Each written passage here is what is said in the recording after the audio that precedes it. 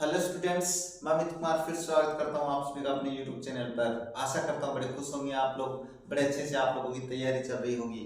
आज की इस वीडियो में हम अपने टॉपिक राज्यपाल को आगे बढ़ाने वाले हैं। एक बड़ा टॉपिक है, इसलिए राज्यपाल से संबंधित जितने भी अनुच्छेद थे वो हमने पीछे की क्लास में कंप्लीट कर लिए हैं। आज की क्लास में हम पढ़ने वाले हैं राज्यपाल की शक्तियां और उसके कार्य। तो ज्यादा समय नहीं लेते, शुरू करते हैं आज का टॉपिक। और जो टॉपिक अपन आगे बढ़ाने वाले हैं वह है राज्यपाल की शक्तियां, यानी राज्यपाल की कौन कौन सी शक्तियां हैं और एवं कार्य, और उसके कार्य कौन कौन से हैं। ये सारी बातें अपन आज डिटेल से पढ़ने वाले हैं, क्योंकि जो अनुच्छेद थे उसमें हमने लगभग संक्षिप्त में अपनी जो डिटेल थी वो पढ़ी है। तो इसमें अपन आज बात करेंगे बिल्कुल डिटेल से कि राज्यपाल की शक्तियां क्या है, राज्यपाल के कार्य कौन कौन से हैं। अगर अपन बात करें राज्यपाल की शक्तियों के बारे में, राज्यपाल के कार्यों के बारे में, तो उनको कई भागों में डिवाइड किया गया है। तो सबसे पहले बात करेंगे राज्यपाल की कार्यकारी शक्तियां या कार्यपालिका शक्तियों के बारे में। तो इसके बारे में आपने डिटेल पढ़ ली थी। तो पहले तो बात करते हैं राज्यपाल की कार्यकारी शक्तियां या कार्यपालिका शक्तियां। दोनों सेम होती है, तो मैं यहाँ पे कार्यपालिका शक्तियां, तो पहला तो ये हो गया। अब इसको दूसरा नाम जो मैं बोल रहा हूँ वो भी मैं लिख देता हूँ, यानी इनको क्या कहते हैं, इनको कहते हैं कार्यकारी शक्तियां। तो यानी कि कहने का मतलब है राज्यपाल के क्या क्या कार्य होते हैं। अब राज्यपाल से का जो कार्य डिवाइड करते हैं वो कहाँ पे कही गई है, तो बात करते हैं कि एक बात मैंने समझाई थी आप लोगों को, अगर आपको ध्यान में है तो, अगर आप लोगों ने वो क्लास देखी है तो मैंने बताया था कि अनुच्छेद 154 में क्या कहा गया है। उसमें कहा गया है कि राज्य की समस्त कार्यपालिका शक्तियां राज्यपाल में निहित होंगी। तो मैं वो बात एक बार दोबारा लिख देता हूँ, क्यों, क्योंकि उसी से संबंधित अपन आगे बढ़ने वाले हैं। तो राज्य की समस्त, ये मैंने बता रखा है भाई आप लोगों को, राज्य की समस्त कार्यपालिका शक्तियां राज्यपाल में निहित होंगी, राज्यपाल में निहित होगी। अब बात करते हैं शक्तियां, कार्यपालिका शक्तियां यानी कार्य करने की जितनी भी शक्तियां होंगी, जिनका प्रयोग, यानी उन शक्तियों का प्रयोग, उन शक्तियों का प्रयोग जिनका प्रयोग वह स्वयं या अपने अधीनस्थों के माध्यम से करेगा, अधीनस्थों के माध्यम से करेगा, माध्यम से करेगा। इसके बारे में मैंने आप लोगों को समझा दिया कि इसके अधीनस्थ कौन कौन होते हैं। इनके बारे में अपने डिटेल पढ़ लिए भैया, आप लोगों को मैंने समझा रखा है, बड़ी आसानी से समझाया था मैंने, और उससे संबंधित मैंने अपने क्वेश्चन भी डाले हैं और बड़ा अच्छा रिस्पॉन्स भी मिल रहा है आप लोगों का। बहुत अच्छी बात है कि आप पढ़ने के प्रति इतने जागरूक हो। अब बात करते हैं इसके आगे की। हाँ, इसके बारे में बता देते हैं कहाँ कही गई है ये बात कहाँ कही गई है। ये अनुच्छेद 154 में कही गई है ये बात। कहाँ पर? अनुच्छेद 154 में। अब ज्यादातर शक्तियां हैं राज्यपाल है वो अपने अधीनस्थों के माध्यम से करता है। अब बात करते हैं इसकी कार्यकारी शक्तियां। क्यों, ये पहले क्यों बताया, क्योंकि राज्य की जो समस्त कार्यपालिका शक्तियां वो किस में निहित होगी, वो आपके राज्यपाल में निहित होती है। बात करते हैं कार्यपालिका शक्तियां कौन कौन सी है उनके बारे में। तो नंबर 1 पे आता है राज्य के मुख्यमंत्री की नियुक्ति राज्यपाल करेगा, पहली कार्यकारी शक्ति। तो मुख्यमंत्री की नियुक्ति राज्यपाल करेगा, अब बात करते हैं कहां पे कही गई बात है, ये जो है ना अनुच्छेद कहां पे, संविधान में कहां पे ये बात। तो इसकी बात कर लेते हैं, अनुच्छेद 164(1) में ये बात कही गई है। अब बात करते हैं इसके आगे की। आगे क्या है, आगे इसी में मैं बता देता हूं कि जो अन्य मंत्री है, अन्य मंत्रियों की नियुक्ति राज्यपाल मुख्यमंत्री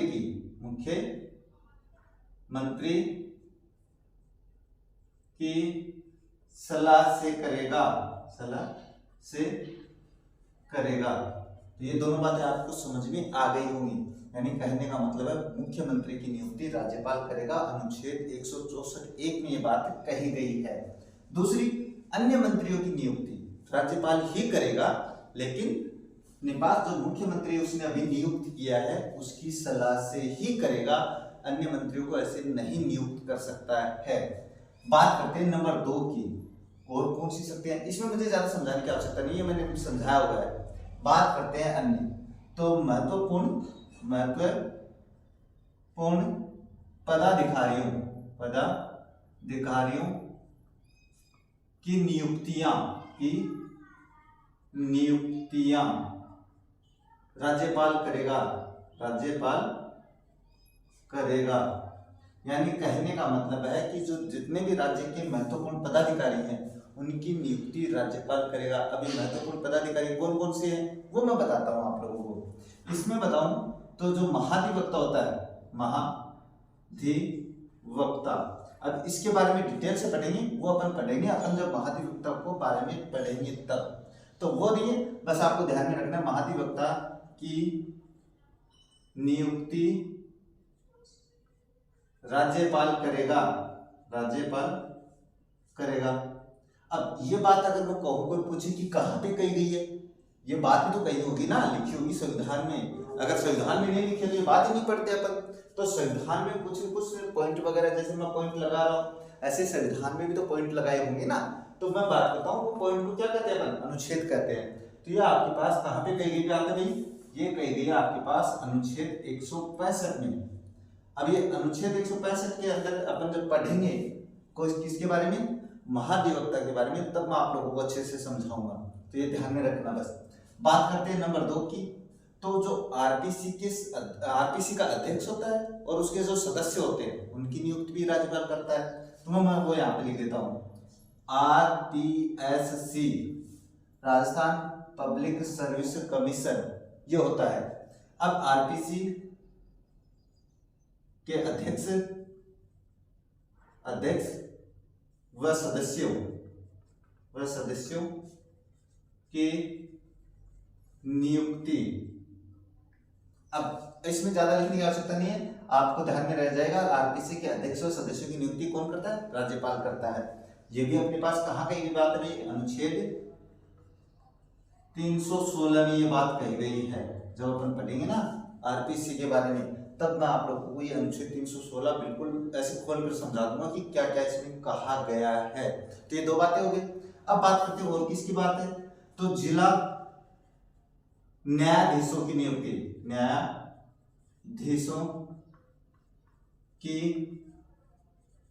नियुक्ति कौन करता है, राज्यपाल करता है। जिलाधीश कौन से होते हैं, अपने जो जिले में जो जिला न्यायालय होते हैं वो होते हैं जिला न्यायाधीश, उनकी नियुक्ति भी कौन करता है, आपका जो राज्यपाल होता है वो करता है। अब ये भी किसी न किसी अनुच्छेद में लिखी बात है भाई। ये अनुच्छेद 7 में क्यों बता रहा हूँ, ये आपको ध्यान में रखना है। क्यों, क्योंकि ये ध्यान में रखोगे तभी आप पढ़ पाओगे। तो ये अनुच्छेद 233 में कही गई बात है भाई। ये अनुच्छेद आपके पास कब कहाँ पे है, अनुच्छेद 233 में ये बात कही गई है। ये अनुच्छेद अगर आप लोगों के ध्यान में है, मैं कह रहा हूँ आप किसी भी कंपटीशन में कोई भी क्वेश्चन नहीं गलत कर सकते हो, ये मैं आपको लिख के देता हूँ। बात करते हैं आगे और क्या है, कहाँ पे कही गई बात है कि और किन की नियुक्ति करेगा। तो बात करते हैं, यही बात करें तो राज्य निर्वाचन आयुक्त की नियुक्ति भी कौन करता है, राज्यपाल करता है। ये भी किसी अनुच्छेद में कही गई बात है भाई। कोई अनुच्छेद तो है ना जहाँ पे लिखा गया है कुछ न कुछ। अरे कहने का मतलब वो जो अपनी कानूनी किताब है उसमें कहीं ना कहीं बात लिखी है, अपने संविधान में लिखी है। तो फिर ये कहाँ पे लिखी है वो मैं बता देता हूँ। ये आपके पास लिखी है अनुच्छेद 243 तय में, यानी 243 तय जो अनुच्छेद है उसमें ये बातें कही गई है। अब मुझे लगता है ये आपको ध्यान में रह जाएगा, कोई ज्यादा टफ नहीं है। इसमें ये जो राज्य निर्वाचन आयुक्त पढ़ेंगे उसके बारे में अपन डिटेल से बात करेंगे, आप लोगों को मैं समझाऊंगा, ध्यान रखना। बात करते हैं आगे की। अगर आगे की बात करें तो किन की नियुक्ति करता है, उनकी नियुक्ति बता देते हैं। तो जो विश्वविद्यालयों के कुलाधिपतियों की नियुक्ति भी कौन करता है, वो भी राज्यपाल करता है। यानी कहने का मतलब है जो विश्वविद्यालय होते हैं ना, जो अपन यूनिवर्सिटीज बोलते हैं, उनके जो कुलाधिपति होते हैं, यानी जो सबसे बड़ा अधिकारी होता है, सीधी सी बात यह है, उसकी नियुक्ति कौन करता है? उसकी नियुक्ति भी राज्यपाल करता है। बात करते हैं आगे की बात करें तो राज्य के सभी आयोगों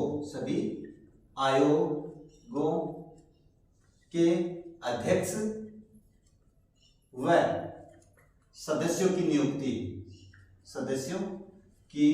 नियुक्ति, यानी कहने का मतलब राज्य के जितने भी आयोग होते हैं, उनके सदस्य, उनके अध्यक्ष होते हैं, उनकी नियुक्ति राज्यपाल करेगा। तो ये हो गई अपने पास क्या है, नियुक्ति संबंधी अपने जितने भी पदाधिकारी हैं उनसे संबंधित राज्यपाल की शक्तियां। तो ये बात आपको मेरे हिसाब से समझ में आ गई होंगी। बात करते हैं इसके आगे की और कौन कौन सी है, तो इनके बारे में बात करें। अब नंबर 3 पे जो राज्यपाल की शक्ति है उसके बारे में मैं आप लोगों को बताऊं तो जो महाधिवक्ता होता है, महाधिवक्ता, अब महाधिवक्ता एवं राज्य के मंत्री मैंने अभी समझाया आप लोगों को, राज्य के मंत्री राज्यपाल के प्रसाद पर्यंत अपने पद पर रहते हैं। यानी कहने का मतलब ये तो बहुत ही आसान है, मैंने समझा भी दिया है।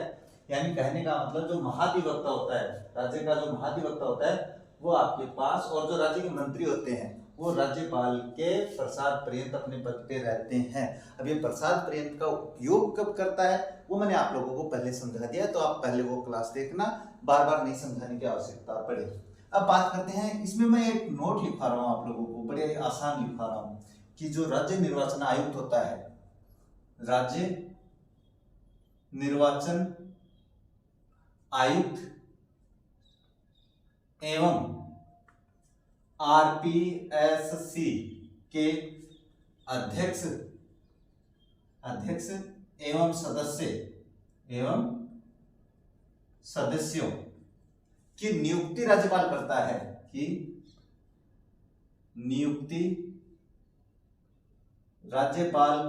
है, लेकिन मैं ये बात दोबारा क्यों लिख रहा हूं, लेकिन उनको पद से हटाने की शक्ति राज्यपाल की नहीं है।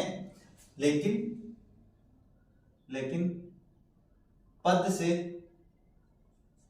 राष्ट्रपति हटाता है। अब ये राष्ट्रपति कैसे हटाता है इसके बारे में अपन डिटेल से बात कर लेंगे। मैं आप लोगों को अच्छे से समझा दूंगा कि किस तरीके से हटाता है, किस कारण से हटाता है। ये जब अपन आरपीएससी पढ़ेंगे तब भी बात करेंगे, जब अपन राज्य निर्वाचन आयुक्त पढ़ेंगे तब भी ये बात करने वाले हैं। आपको ये ध्यान में रखना है बस इतनी बात कि जो राज्य निर्वाचन आयुक्त होता है और जो आरपीएससी के अध्यक्ष और जो सदस्य होता है उनको केवल राष्ट्रपति ही हटा सकता है। वो कैसे हटाता है वो प्रक्रिया मैं आप लोगों को बाद में समझाऊंगा।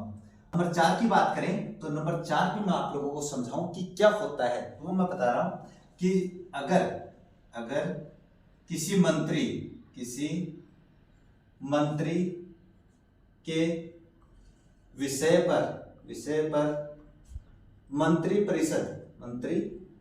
परिषद विचार नहीं करे तो राज्यपाल मुख्यमंत्री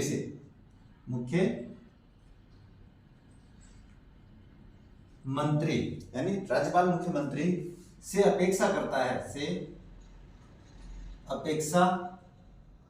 करता है कि वह यानी मुख्यमंत्री उस विषय को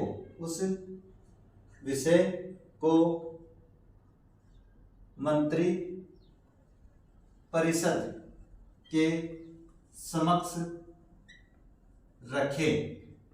ये बात आपको ध्यान में रखनी है कि कोई मंत्री है बेचारा, उसने किसी विषय पे बातचीत की, कोई विचार किया, निर्णय लिया, लेकिन क्या हुआ कि मंत्री परिषद ने उसकी बात पे गौर ही नहीं किया, तो फिर वो मंत्री किसके पास जाएगा? वो मंत्री राज्यपाल के पास जाएगा।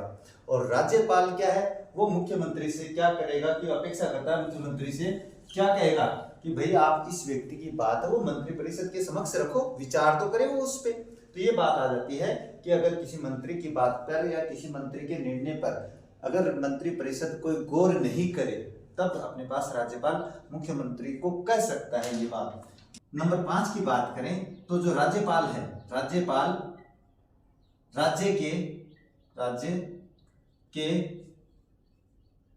मंत्रियों के बीच कार्य के बंटवारे के नियम बना सकेगा। तो बात समझ में आ गई भाई। अगर राज्य के जो मंत्री हैं उनके बीच किसी कार्य का बंटवारा करना है तो उनके जो नियम है, उन कार्यों को बंटवारे के नियम, यानी कौन सा कार्य कौन से मंत्री को देना है, उसके नियम राज्यपाल करता है या राज्यपाल बनाता है। तो ये हो जाता है नंबर 5। आगे की बात करें तो नंबर 6 पे अपन बात करें तो राज्य की समस्त कार्यपालिका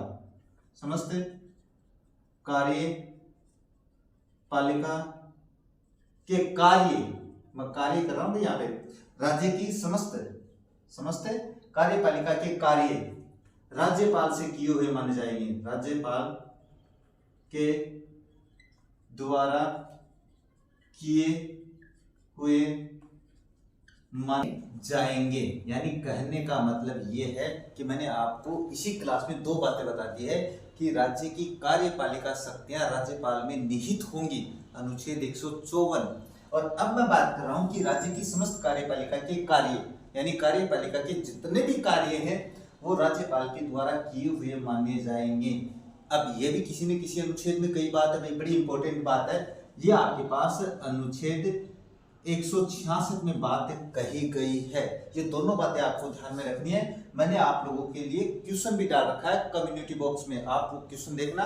मैंने वैसे क्वेश्चन तैयार किए हैं जैसे आपके कंपटीशन एग्जाम में पूछे जाते हैं। जो क्वेश्चन मैंने तैयार किए आप देखना, आपको आपके किसी न किसी कंपटीशन एग्जाम में देखने को मिल जाएंगे। तो ये जो अपने राज्यपाल की कार्यपालिका शक्तियां हैं वो सारी अपन ने पढ़ ली है, ये सारी आपको ध्यान में रखनी है। बात करते हैं आगे की बात करें